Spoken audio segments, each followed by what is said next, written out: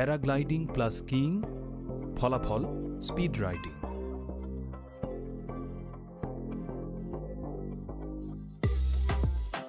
Speed riding করার অনুভূতি সত্যি অসাধারণ। পুরোপুরি সমন্বয়ের খেলা। পাহাড়ের চূড়া স্কি করে পার হলেন, তখন আপনার নিজেকে ওজনহীন মনে হবে। তারপর নিচে বরফের রাজ্য দেখতে পেলেন।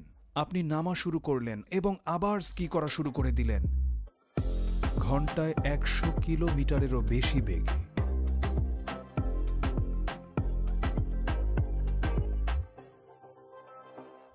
আমার জন্য সবচেয়ে ভালো বিষয় হলো এই ভূপ্রাকৃতিক অঞ্চল, সেই সাথে ফ্রি রাইডিংকে পুনরায় আবিষ্কার করা। প্রথমবারের মতো পর্বত অতিক্রম করতে পারি, যেসব এলাকা অন্য কোনোভাবে অতিক্রম করা ছিল প্রায় অসম্ভব।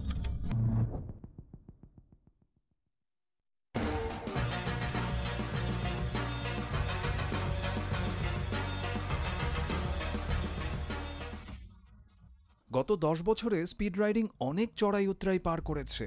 ছোটখাটো আলোড়ন ঘটেছে, অনেক মানুষ এটা দেখেছে, চেষ্টা করেছে। তারা বুঝতে পেরেছে যে এটা সবসময় না করলেই বিপজ্জনক হয়ে উঠবে। কিন্তু এখন বেশ কিছু নিবেদিত মানুষ রয়েছে যারা আমার মতো যত বেশি পারা যায় স্পিড রাইডিং করে থাকে।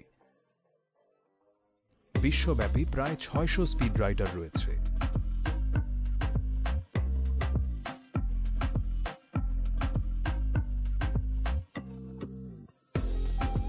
স্পিড রাইডিংয়ের ঝুঁকি আছে।